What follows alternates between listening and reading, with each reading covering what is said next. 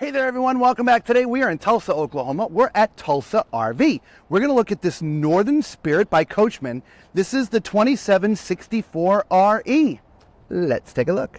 So we like to start up at the front. You have a little bit of storage out here in the front. Not a ton, but a little bit. But for all you fishermen out there, look at this.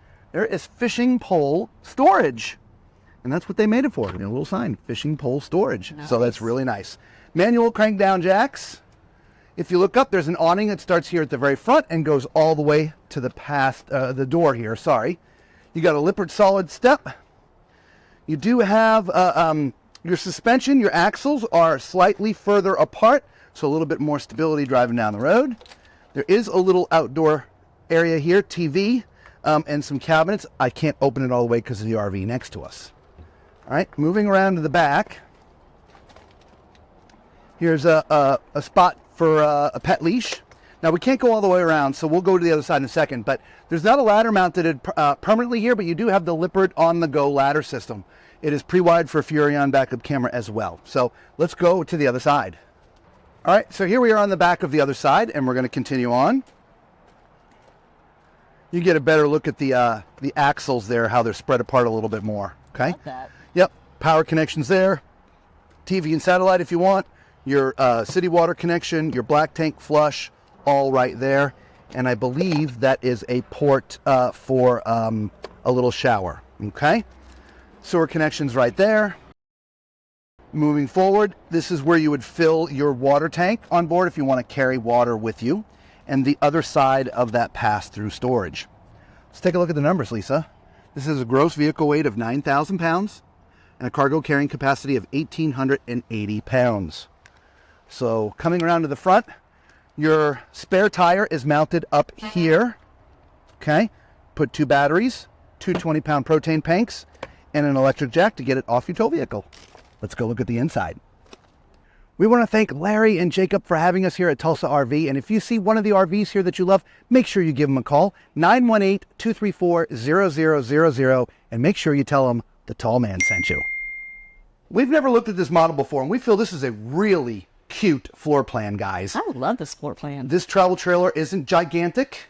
It's not tiny either, but it's not gigantic, but it does have a much larger feel than it really is, right? You have opposing slides here in the back, which gives you a ton of space. There are 2 theater chairs over here. They're manual, okay? You've got cup holders here in the middle, right? And the pole is just right here, okay?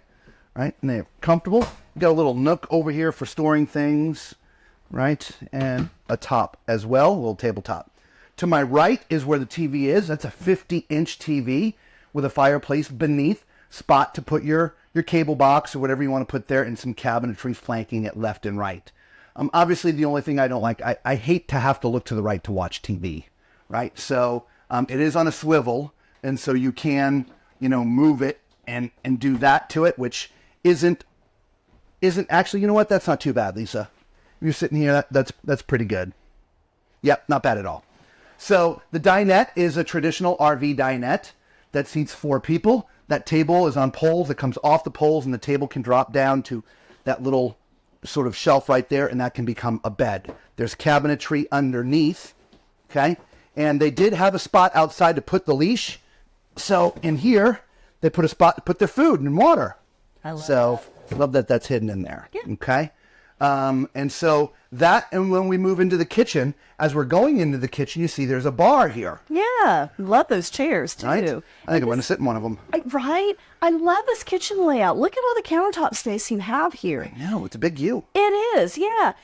So you've got all of this prep space. Over here we have this large single basin sink. You have a tall faucet, your lighting overhead. There's power over there. And power right there too, since we're talking power. Yeah, power up there as well. You've got this great window to look out. You've got a 3-burner stove and an oven. Cabinetry all over the place. Look at this. I am so challenged with these cabinet doors. There we go. A little bit of storage there and there. Not very much. Storage, no. Yes. And under here, you have a little bit as well. That goes all the way back, and there's also access to it from that side right there. Yes, and a couple of drawers. You got overhead storage. You've got your microwave. There's plenty of space. That goes all the way back. And let's see if it's a pass-through. It is not. Okay. Got your refrigerator on this side, which is a 12-volt Furrion. go. Refrigerator, freezer. I think that's the exact same refrigerator we have. And man, can we put some food in there. And then here is your pantry, I would say. Okay, that's pretty thin. Yeah, I don't know. Maybe one more piece of wood in there would help that be a little bit more sturdy. Okay, but not horrible. All right, let's move up here. Uh-oh, you know what time it is. It's time for Tall Man's Toilet Test. If I haven't mentioned it yet, I'm 6'4", so use my height as reference as we're walking around the RV. Also, do us a huge favor. Hit that thumbs up button, subscribe, become part of the Tall Man Clan. It is free to you, it costs you absolutely nothing, and it really does help out the channel, and Lisa and I sincerely appreciate it. Thank you so much. All right, at my height of 6'4", I'll be honest, it's a little awkward. The toilet is faced this way, which is how you really need to sit, because if you sit cockeyed, it feels a little weird on the bum, okay? So sitting this, I got no place to put my foot. So it's a little bit awkward. So there's no reason why this toilet couldn't be turned just a little bit this way so that you have all that space. If that's what it was, this would be great. But it's not. It's here. It's a little challenging.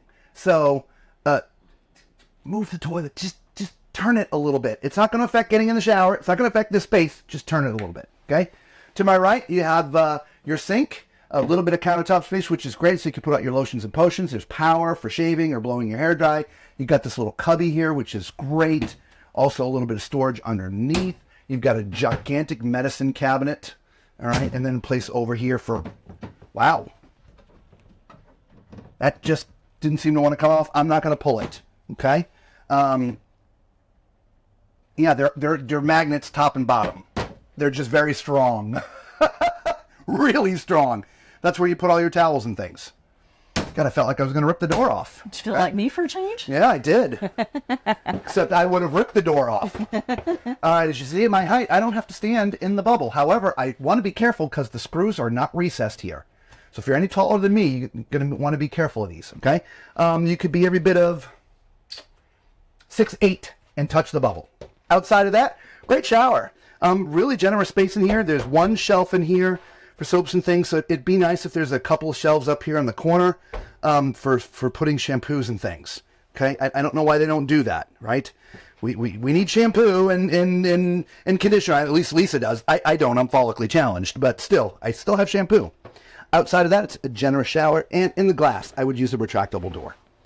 As we come into the bedroom, a unique bed. Look at the underneath side here. Look at that. Isn't that kind of cool? And that goes all the way up. Yeah, so you could actually sit here. And put your shoes on. Yeah, and put your shoes on. And Access storage drawers and things. Yeah, I like that. Yeah, very nice. And you can also put bins underneath there. Or put bins down the middle. If you put the bins in the middle, then obviously it'd be a little bit more challenging to sit. But you'd have to slide them around to get in there. But let's get a measurement on this, Lisa, and see what it is. Alrighty. Are we thinking residential queen? I think maybe residential. That is 60. Okay. I'm going residential queen. 60 by 80. Love it. Residential queen. Love it, love it, love it. From a power standpoint, you've got 110 and USB on this side, right down there. Okay. Let's check the other side, Lisa. Yep, 110 and 110 and USB on that side. Perfect. There's some cabinets left and right. They're his and hers. So you got some storage up top for folded things, and then some spot for hanging. So not a ton of room for folded things. What's also unique, if you turn around, Lisa, here's kind of a little office area. Look at that. So, you know, if you're full-time and working on the road, here's a dedicated space to work from. Yeah. Right? Isn't that neat? Yeah. That is really clever. And you still put a TV up here too. Yeah. It's great. TV so, backer. Yep. Here we go. All right, yeah, this is our first time looking at this floor plan. What do you guys think of it? I love this back here. Yeah, I really do. Me too. This is neat. Yeah. It really is. All right. This feels very homey, you know? It does. It does feel very, very comfortable. Yeah. You know, some RVs we go in, I mean, though they're nice and we like them, they don't feel as comfortable as we'd like it. This just has a very comfortable feel, guys. Yeah. Anyway. All right, let us know what you think in the comments below. And until we see you somewhere on the road, be safe.